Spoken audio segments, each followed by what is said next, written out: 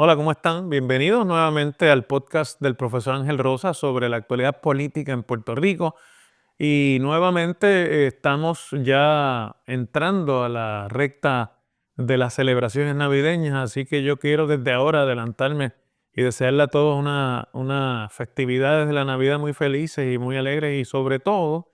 unirme luego de algunos acontecimientos lamentables que hemos estado viendo en la prensa al llamado de que si usted va a pasarla bien en una fiesta y piensa que para eso tiene que ingerir bebidas alcohólicas, pues pase la llave y no conduzca en las carreteras. Evítese problemas con la ley, pero además protéjase usted y proteja al resto de nosotros, los puertorriqueños, porque las carreteras se convierten en esta época del año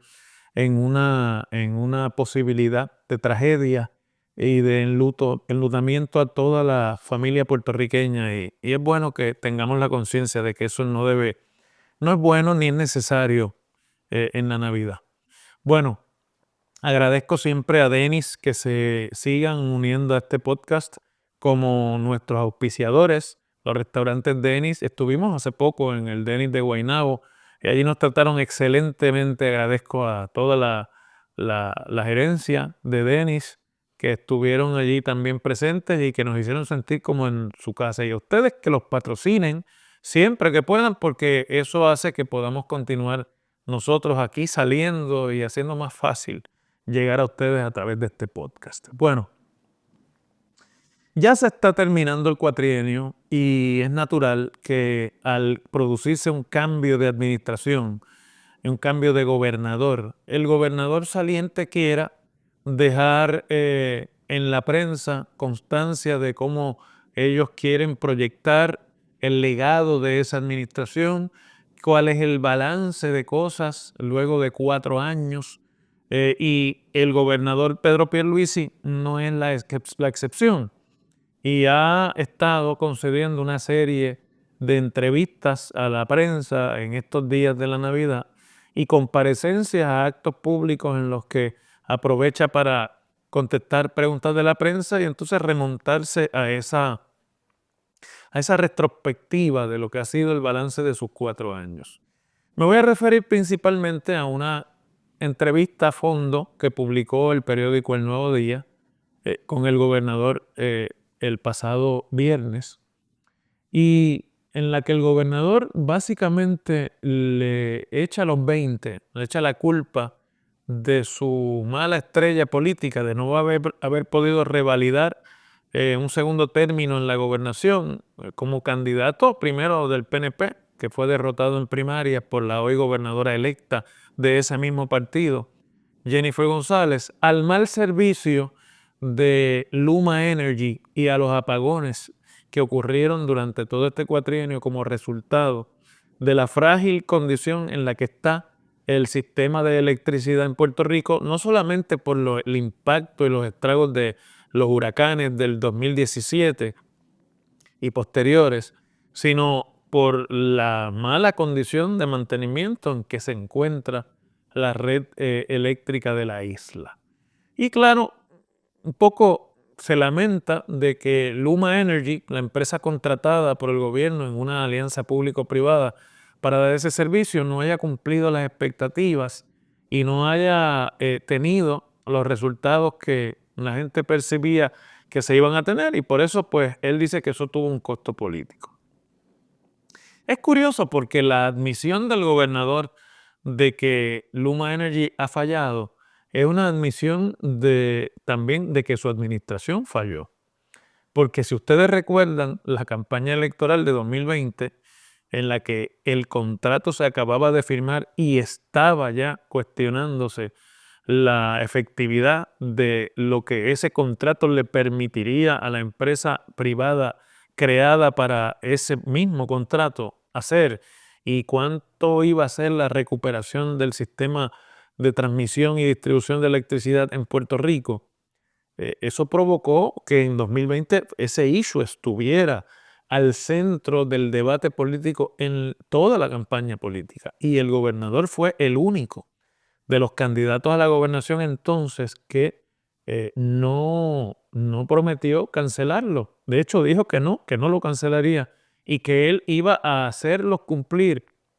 y los iba a fiscalizar. Entonces, que 4 años después, cuando evidentemente el servicio no ha mejorado, las interrupciones siguen siendo demasiadas, el número de horas que los puertorriqueños pasan sin electricidad ha ido aumentando en vez de reducirse en la medida en la que avanza el contrato con Luma Energy, eh, son el resultado de todo este cuatrienio. El gobernador dice y reconoce que no tuvieron el desempeño. Es un poco reconocer que no hicieron lo adecuado ni lo que prometió en la campaña y que las expectativas que se crearon en 2020 sobre la mejoría del servicio de electricidad con este contrato no se cumplieron y por lo tanto su administración es la responsable. Y aunque ahora reconozca que eso tuvo un costo, la pregunta es ¿por qué no se hizo más? ¿Por qué una actividad de pasividad? ¿Por qué cuando hubo la oportunidad de presionar para que las cosas cambiaran se conformaron con un simple cambio de gerencia y no se aprovechó para enmendar o para poner los puntos sobre las íes? Y no estaríamos ahora en esa, el país hubiese visto una actitud distinta, no tan dócil. La respuesta es obvia. Era un acuerdo escrito en piedra. El gobernador estaba a favor de lo que estaba ocurriendo y puso todos los huevos en esa canasta y por lo tanto no tuvo la firmeza que debió haber tenido para fiscalizar y para exigir a nombre del pueblo de Puerto Rico mejores resultados. Pero aunque pienso que el gobernador identifica bien que esa es una gran frustración de todo Puerto Rico con él, y si hubiese logrado la candidatura a la gobernación, eso seguramente le hubiese costado la gobernación. La realidad es que Pedro Pierluisi no revalidó como candidato a la gobernación de su Partido Nuevo Progresista, no por el tema de Luma, aunque eso pueda haber tenido que ver con el descontento que había sobre su administración. Yo creo que Pedro Pierluisi perdió la oportunidad de ser reelecto en 2024 desde el primer día de su administración y por las circunstancias que lo llevaron a la candidatura a la gobernación en 2020 y las razones y todo lo que ocurrió en aquella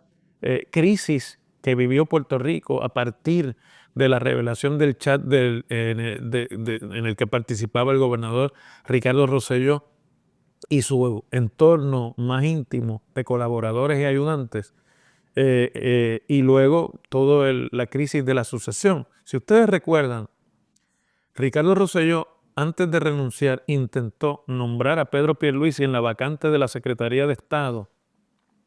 para que, valiéndose de una enmienda que se le había hecho a la ley de sucesión en Puerto Rico, el secretario de Estado pudiese ocupar la gobernación de Puerto Rico, aunque no estuviera confirmado por las dos cámaras legislativas. Y la reacción que tuvo el Partido de Nuevo Progresista en aquel momento, a aquella pretensión de Ricardo Rosselló, aquella reunión que muy pocos recuerdan hoy día del directorio del PNP en la rotonda del Capitolio, donde muchos líderes principales de ese partido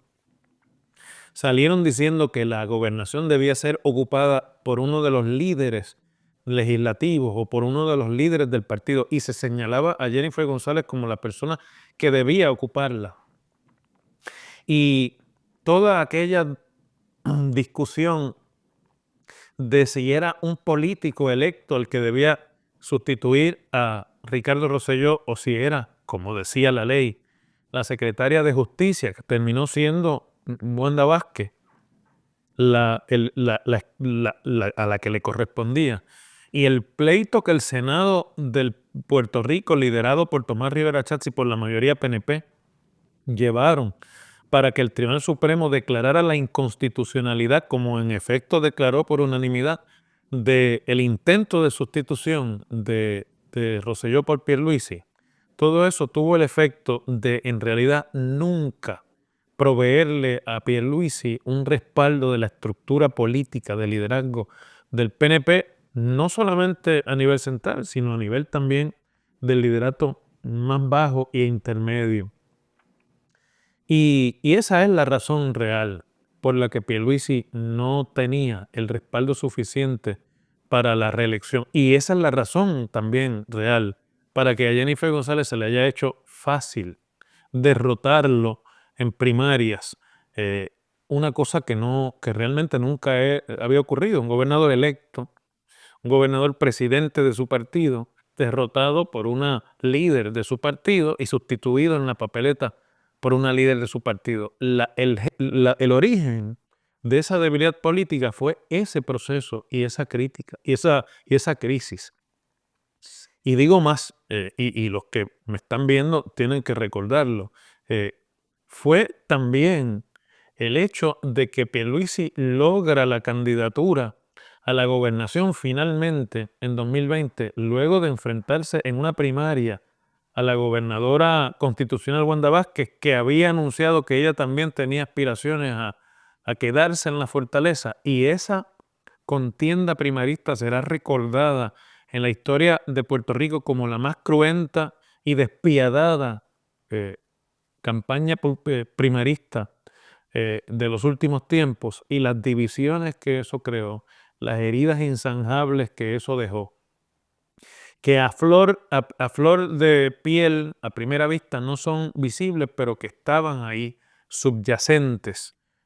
son la verdadera razón para que Pierluisi no lograra revalidar. Desde el día 1 de su administración, Pierluisi tenía el entorno político de su partido dividido y mucho de ello en contra. Y aunque para las gradas y públicamente se dijeran unas cosas y en el proceso primarista se dieran unos respaldos, eh, hemos visto cómo con la convocatoria a sesión extraordinaria después de pasadas las elecciones, el liderato legislativo completo del PNP no ha tenido ningún problema en abandonar políticamente a su gobernador. Esa es el momento en el que esa división afloró, porque Pierluisi representaba a la tecnocracia elitista de Guaynabo y de la zona metropolitana, de los círculos más privilegiados de Puerto Rico y del PNP, versus una realidad de políticos en la isla, de gente que se ha ganado su ascenso al liderato en el fragor de la lucha política a lo largo del tiempo, a los que Jennifer González representaba y encarnó, y con los que Jennifer González tenía por mucho tiempo, igual que Tomás Rivera Chats y otros, una relación y una red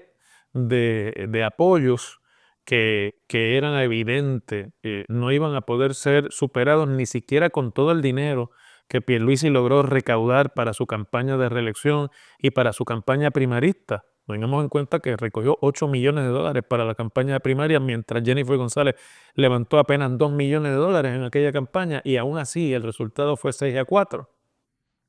Esa es la verdadera razón por la que Pierluisi no pudo revalidar. Y a eso pues añádale los apagones y el problema con Luma, añádale la proyección de corrupción, el mejor amigo y recaudador del gobernador acusado y convicto por fraude en la recaudación política para un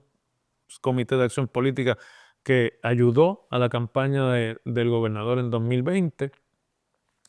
Y todas las demás señalamientos de falta de obra y del gasto del dinero federal con el que se contaba para la reconstrucción de Puerto Rico, y que fue realmente el mal cálculo que hizo el gobernador y su entorno, que apostaban que con todo eso en contra, el dinero que se iba a gastar y el impacto de ese dinero que se iba a gastar en proyectos de reconstrucción eran suficientes para revertir esa realidad política. El dinero no se gastó, los proyectos no salieron, la obra que se bautizó, el cuatrienio que se bautizó como el cuatrienio de la obra, no se convirtió en tal, y el resultado político, como es natural, ha sido el esperado, el que no iba a poder revertir. Es bueno que entendamos esto porque es una lección de política 101, de cómo es que de verdad se construyen las lealtades políticas en Puerto Rico, cómo se gana el apoyo político y cómo se ganan contiendas políticas en el país. Y esa es la verdadera lección de un gobernador que apenas logró el 32% del respaldo, el más reducido de gobernador alguno, y que además de gobernar sin legislatura, gobernó también sin partido. Seguimos mañana.